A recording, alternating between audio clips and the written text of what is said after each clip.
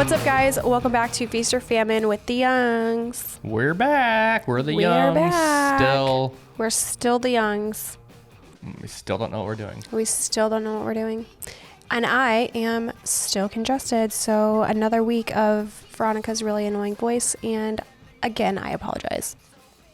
This was recorded the same day, though. Yes. We're not live. So I didn't, I wasn't magically cured in the 5-minute time that was between each podcast. A week for y'all, but. Could have been 2 weeks. I don't know what order we're doing this in. Okay. Maybe 3. Yeah. Oh. Could be 4. Oh. Maybe even 5. Possibly 6.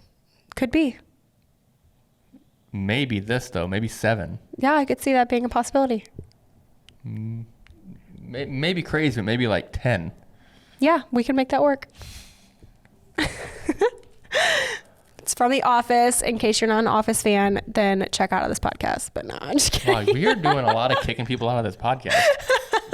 I'm just kidding. We need people to listen to the podcast. I'm just kidding. We had like 90 downloads a couple weeks ago from Canada. Ooh. Canada.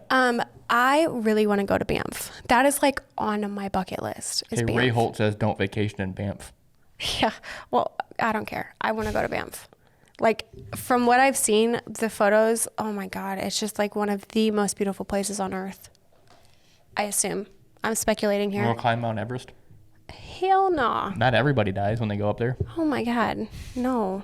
I just want to go to Banff. I saw an article about like, Wait, where's Mount Everest? Nepal, I think. Oh. South America, I believe it's. Okay. Is where I have Nepal no idea. is. I'm not good at geography. I think. I'm not 100% sure. I might be completely wrong. I'm real bad at geography. I might mute that because I think that might be wrong. Wait, we'll look it up. It's in Nepal. I know that. But where's Nepal? Where the heck? Where is Nepal? No, just where is Mount Everest? It is Nepal cuisine. Wait, Mount Everest? Mount Everest is in Nepal. Oh, you were right. But where's Nepal? It came up Napoli. Napoli. That's our restaurant. That's our restaurant. I was going to type in Mount Everest. And the maps? Yeah, look. Oh my God. Elevation, 29,032 feet. How long does it say until we get there? Directions are not available. Oh. Kathmandu, Nepal, Bangladesh. Wait, what country? Wait, is Nepal a country? Oh God. No, Nepal is in Asia. Okay. I'm like, guys, don't judge me. I really am terrible at geography. I think that's Asia. Okay. Look, the globe. Oh my gosh. Alex distracted. That's us. That's Mount Everest. It's literally on the opposite end of the globe. Yeah, it's dark there right now. If we dig, we'd have to dig an extra 29,000 feet. Oh my God. Because Mount Everest is on the other side. Oh, Lord. Anyway. It'd be very cold. You're probably wondering what we're talking about today. We're climbing Mount Everest next month. I'm just kidding.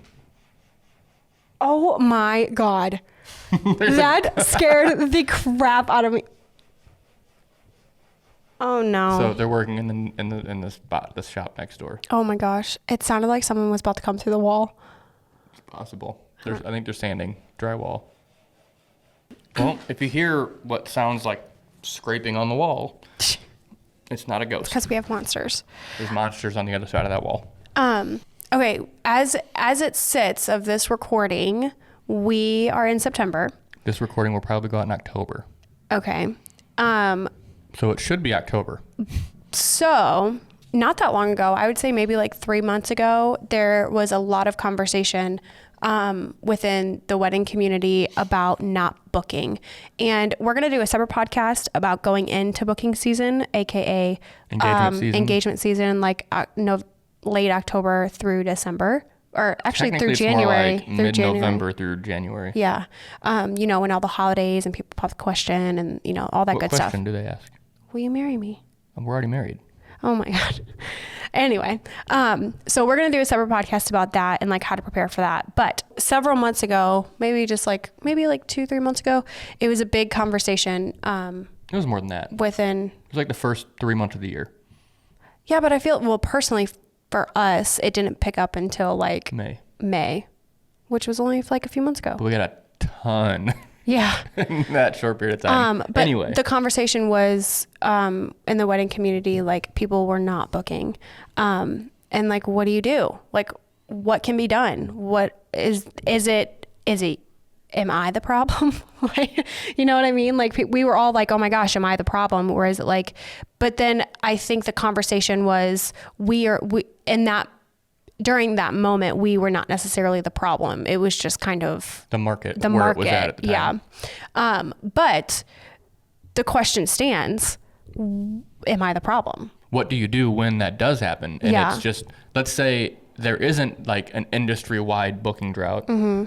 What if just you aren't seeing bookings and you just constantly see your friends getting bookings? Yep. What do you do? Which we have been in that situation so many times. I think everybody that has a healthy business hits those walls. For sure. So my first piece of advice, if you're feeling like I'm not getting enough bookings, I'm not booking, what's the problem? The first thing that you need to do is you need to take a step back and look at your business from a different perspective. Take your business owner lens off and look at it from an outside perspective on... as if you're the one trying to find a vendor. Yeah.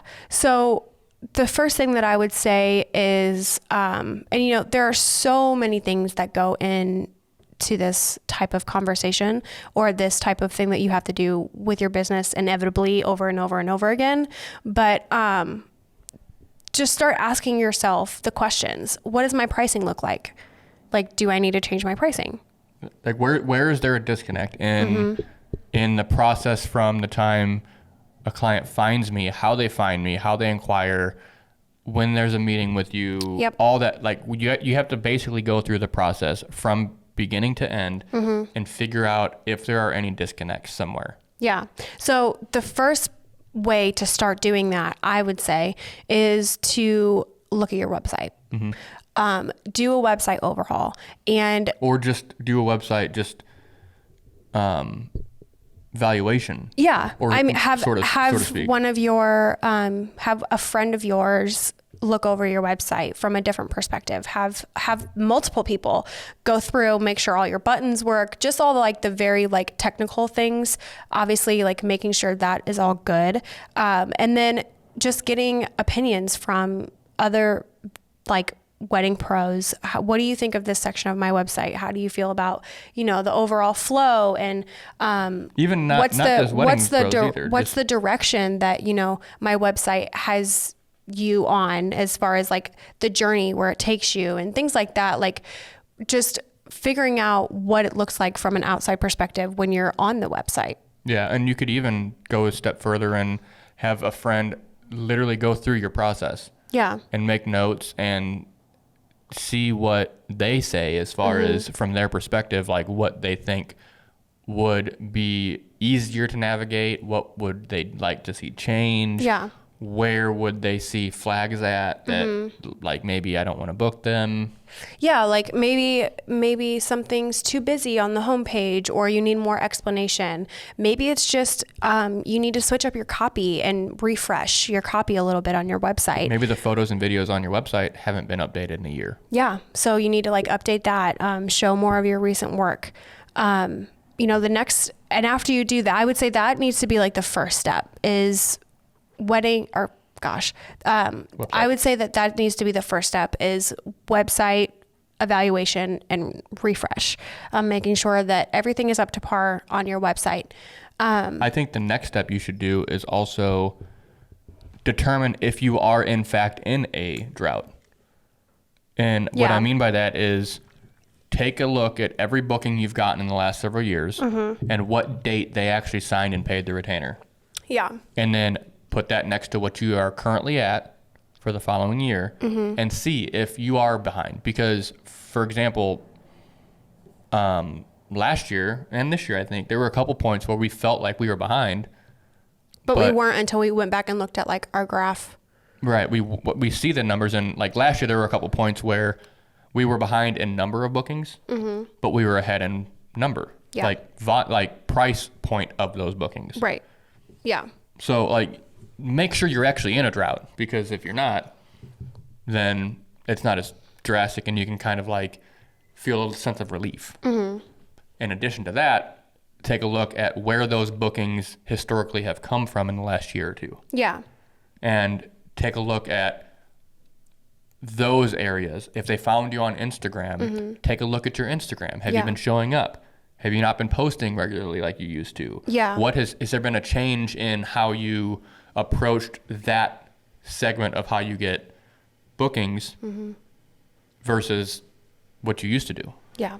So maybe like you have a certain Instagram strategy that you are used to doing for the last several years of your business, but something's just not working. So now you need to maybe reevaluate that and switch up your strategy a little bit. As far as if that's where your clients are coming from, then let's get a little bit uncomfortable and change it up. And change up your Instagram strategy. Maybe it's adding a new type of marketing that you need to do, like TikTok. If you've never posted on TikTok, or whatever the case might be, adding a new marketing strategy could also be a potential answer on helping you get more inquiries that would lead to bookings. And with that, like, let's say you're on Instagram, are you doing things that Instagram and the algorithm was pushing a year ago that just doesn't work anymore? Doesn't work the same, because like it's more and more prevalent lately that you have to stay up with what these social network platforms are doing. Yep. Because you want to make sure you are still being pushed. So, for example, a couple years ago, like 1 to 2 years ago, Instagram was pushing Reels super hard. Yeah. So you jumped on that, got decent traction on Reels. Yeah. And then everybody else started jumping on Reels. Right. So it became more of like the norm. Earlier this year, we said this on the podcast, and it's come to fruition. Instagram is still pushing Reels, sort of. They're pushing them in a different way. Yeah. And now they're putting more emphasis back on photography like it used to be. And in addition to just photo posts, also carousel posts. So it's more of a blanket all kinds of posts are important. Yeah, and they're not just Reels, or not just regular photos, and mixing it up regularly. Yeah. So they're not doing Reels nonstop all the time. That's all you're doing. Right. So that's another thing to look at, is your social media strategy should always be shifting with what the platform is pushing. Right. Now, it may be something that you don't want to be doing, but if you want to continue to use that platform to market yourself and to get bookings, then you need to either pick a different avenue to find those bookings, or adapt with the platform you're actively using to get them. Right, for sure. And going back to the website thing, maybe you need to change your inquiry form, or your contact form. Maybe there's too much. Maybe it feels more like a chore. Maybe it's too short, and people are like, why doesn't they? Too vague. Too vague. Like, why don't they need more information? So look at it from all types of perspectives across everything with the advice that we're dropping in here.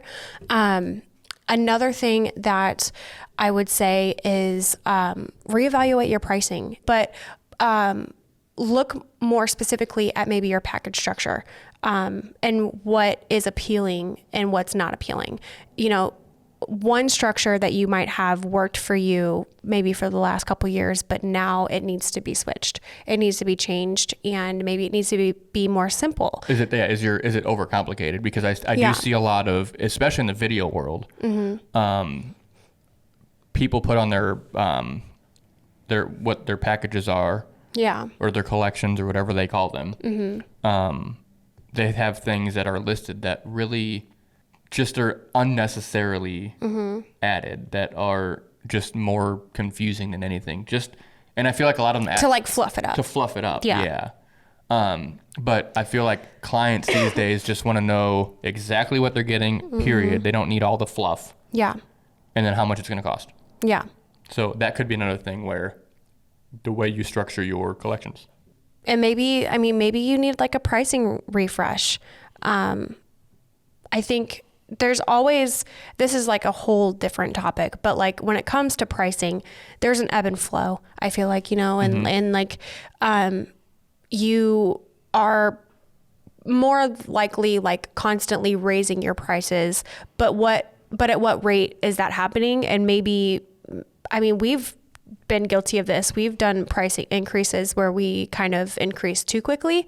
And we had a lull in our bookings, and we had to change, back it off just a little bit and, you know, change that. That's kind of like that's one of those things where like you have to just be completely open-minded with yourself and with what's not working, and make sure you know your market also. Like, the people booking the weddings that you're also trying to book, what are they charging and where are they at in the industry compared to where you are in the industry? Yeah.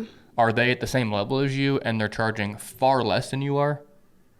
Yeah. Then that's a question to be had. Like, why are we seemingly at the same level, but they're so much cheaper? Do I need to add something to my packages and offer more of an experience or more value, or do I really need to take a look at if I'm charging too much? Yeah.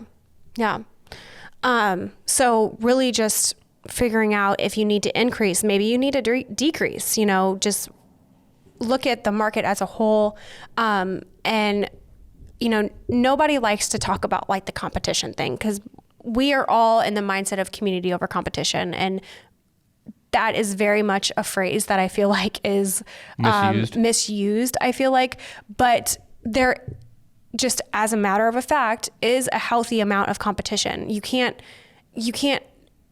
improve unless you don't have people to look up to or aspire to. And I feel like healthy competition helps you, first off, diversify yourself and set you apart from other people. But the way the community competition thing should be is take the people that are in the same level of your industry, the people that send inquiries your way and you send inquiries their way. And if you see a disconnect in what their pricing is versus what your pricing is, have a conversation with them. Yeah. Maybe they're charging too little, and it's not only pulling bookings away from you, but it's also bringing down that section of the industry as a whole. Yeah, for sure. The next thing that I would say is I would look at your experience. And you kind of already mentioned this, Alex, but like walk through your workflow from very beginning to end. Maybe there is a step that just seems unnecessary, and your potential clients are like, oh, there's too many like questionnaires, there's too many steps. Like I just want to book them, do my engagement session, and like move on. Maybe it just feels more like a chore. Maybe you're not like being responsive enough, or you're not checking in enough. So I would say walk through each part of your workflow and your experience that you give to your client to make sure that it all makes sense and that it all flows and it all works. Right. And then after that, I would say, Can you quit messing with the mic? Yeah, I need to adjust it. Sorry. You know, another way to make sure that you're booking enough is continuing to, I'm like losing my words. What is the word that I'm thinking of? I don't know. Nurture. Okay. But making sure that you're nurturing your vendor relationships. Oh, for sure. Like making sure that you are attending industry events and making connections. And I mean, I feel like go get coffee with somebody just to chat, and just doesn't even have to be work related. Yeah. Go get dinner or something. Schedule something that is not related, just to help further foster that relationship. And we've talked about this before. Like, don't just like reach out to people to get coffee to make a connection because hopefully they'll recommend you for a wedding. That's like icky. Like, don't do it out of personal gain. Be sincere and like honest with the relationships that you want to foster. But making sure just in general that you're continuing to build up your community and serve your community and make good friendships and relationships, because that's ultimately another way that you can get recommendations. It's just from your vendor friends. Right. So if you're kind of a hermit, I am sort of a hermit, so I feel like I can say that. I really have to push myself sometimes to go to like vendor events and things like that. Just cause like I have social anxiety. I think on like that topic with, fostering relationship with vendors in your industry and the, market that you're trying to reach, find vendors at the same level of the market that you're trying to reach, because ultimately they're trying to do the same thing. And I feel like there is a constant push and a constant, what's the word I'm looking for?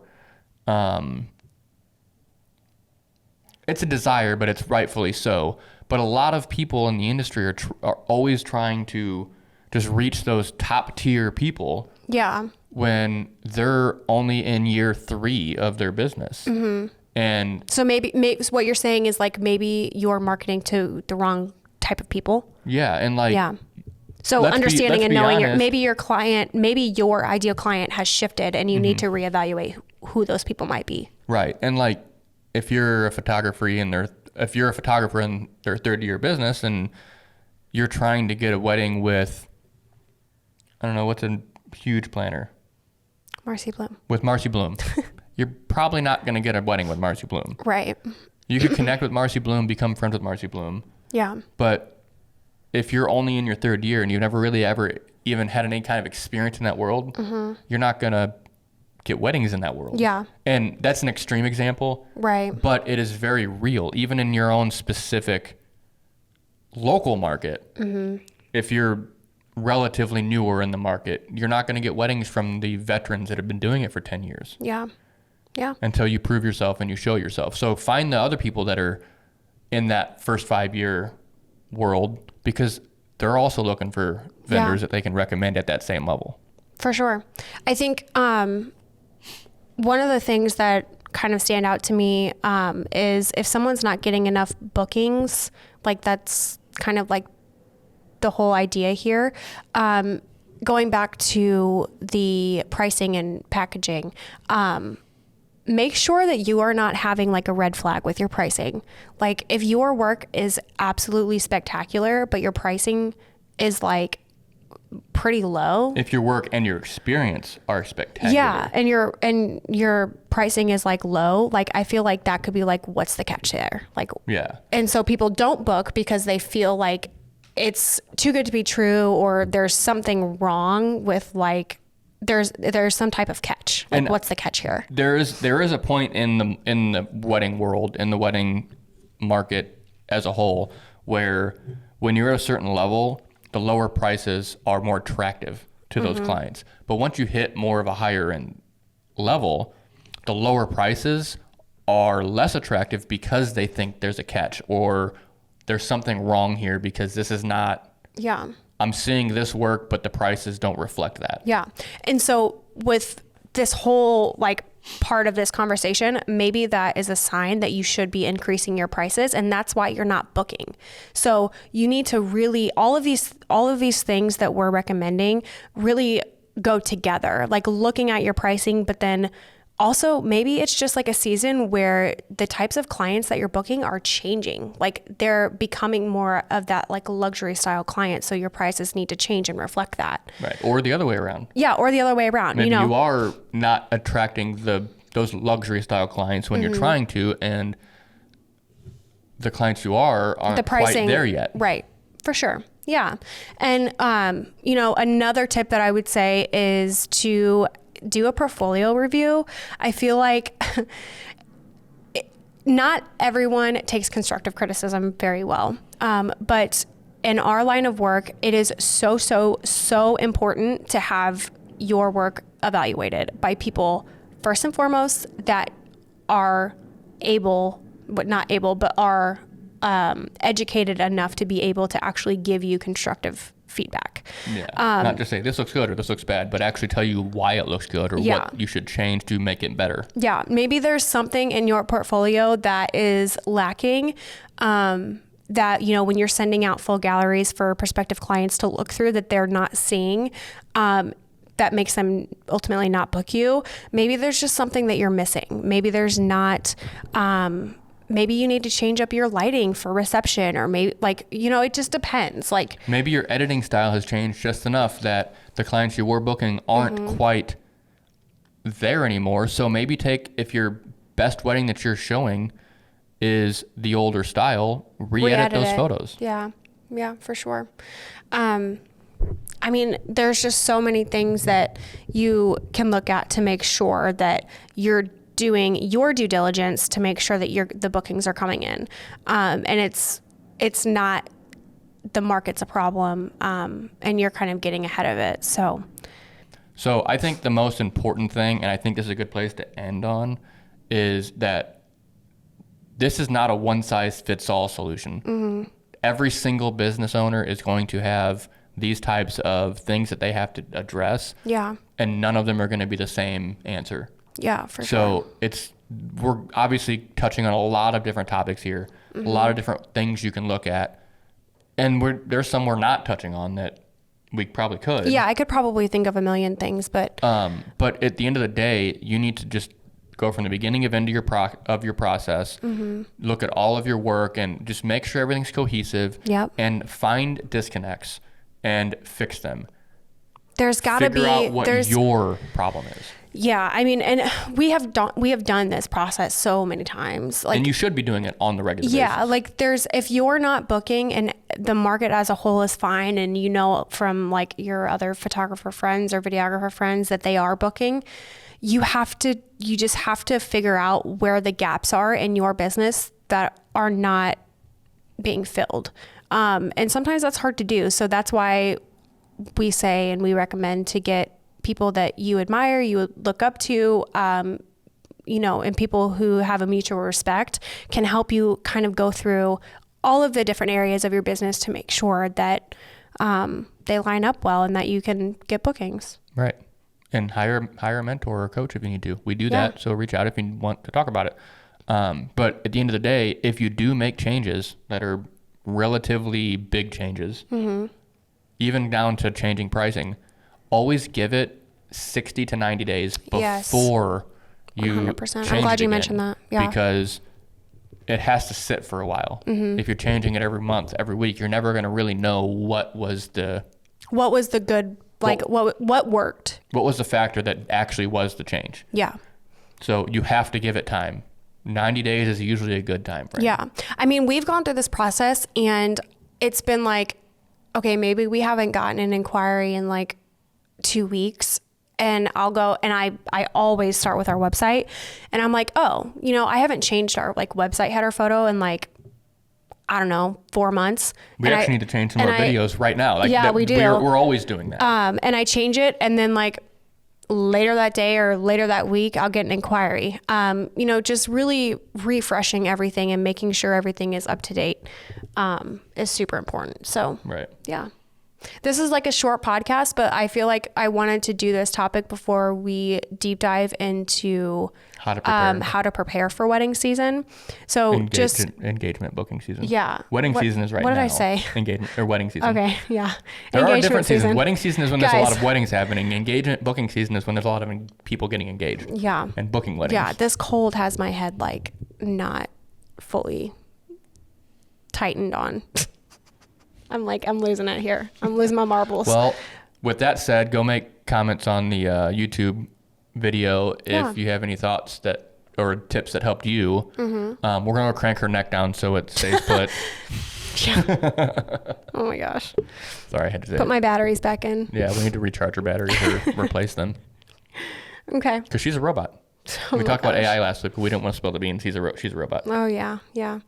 All right, guys. Well, anyway, we just wanted to hop in here and just give like a little short tip for preparing for booking season. So, all right. Word.